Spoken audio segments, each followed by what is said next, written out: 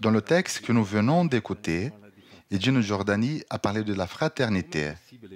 Comment est-il possible de vivre pleinement la fraternité entre des peuples aussi différents que ceux que tu as rencontrés là-bas? L'expérience que nous avons vécue en Équateur, avec plusieurs représentants d'une quarantaine de peuples originaires, ça a été vraiment extraordinaire.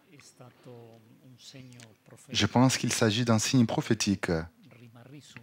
Rimarishum, c'est un mot en quechua, qu'en français voulait dire dialoguons, représente le rêve d'une Amérique vraiment fraternelle. En regardant le passé, on ne peut pas l'oublier. Cette expérience aide à penser les blessures. Et en regardant vers l'avenir, on trouve de l'espérance. On en a fait l'expérience. On voyait dans la joie que chacun des personnes qu'on a rencontrées avait. C'est quelque chose de nouveau. Pour le mouvement des Focolari, c'est quelque chose qui est à son début et je trouve que c'est très, très important.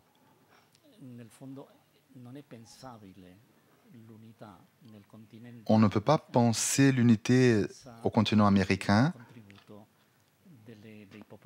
sans la contribution de tous ces peuples originaires. Rimarishum n'est pas commencé comme de rien. Il y a des années de rencontres, de relations personnelles, afin de mettre en valeur l'autre tel qu'il est, avec sa culture, avec sa langue. Et ce que nous écouterons en parle encore davantage. Merci de nous dire tout cela. Alors, écoutons, regardons ensemble ce reportage.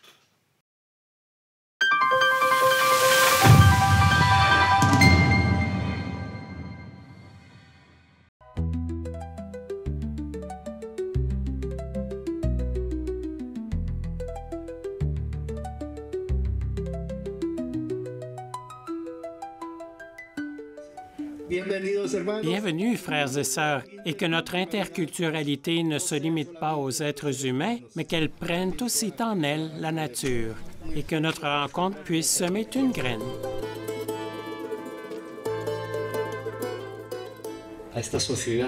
Dans notre société hyper développée, qui nous parle de technologie, d'intelligence artificielle, nous avons découvert qu'il existe une intelligence, une sagesse plus profonde qui vient des peuples indigènes. Il est donc important que cela ressorte toujours davantage, de sorte que Rimarishun, après cette rencontre, ne soit plus seulement équatorien.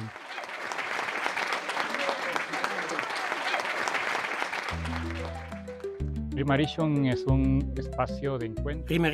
est un espace de rencontre où il est possible de générer un dialogue interculturel fraternel. C'est aussi un espace où, à partir d'une expérience vécue, on peut faire l'expérience de ce concept d'inculturalité, qui souvent est un concept peut-être plutôt technique, académique, mais qui ne prend pas forme dans la vie.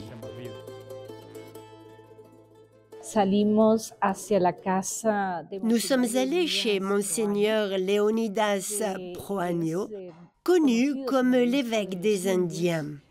Il est arrivé fin des années 60, début des années 70, c'est-à-dire la période qui coïncide avec le mouvement de la théologie de la libération. Être tous réunis autour de sa tombe a donc été un moment très significatif et symbolique.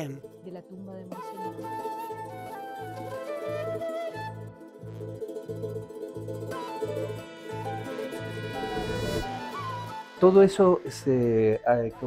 cela s'est conjugué en moi en une grande unité, avec les rituels que nous avons vécus là, des peuples d'origine africaine et indigène. À vrai dire, cela m'a beaucoup touché. Et lorsque je me suis ouvert à cette expérience, j'ai ressenti une immense communion, surtout avec le Christ qui nous unit.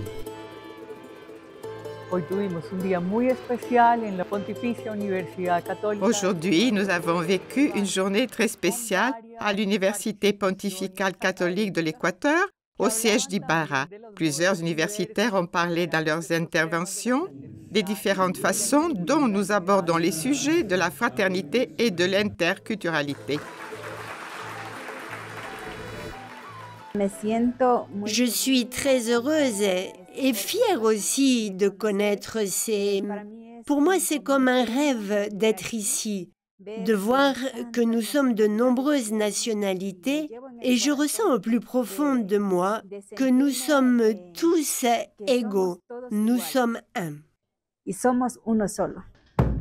Ahora, amorosamente, yo le invito a que cada uno de ustedes se mezcle y que se regalen unos a los otros esa luz.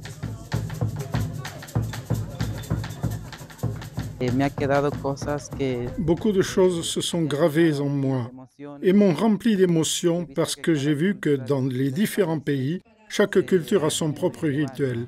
Nous aussi, nous avons le nôtre, sauf qu'ici, on le partage.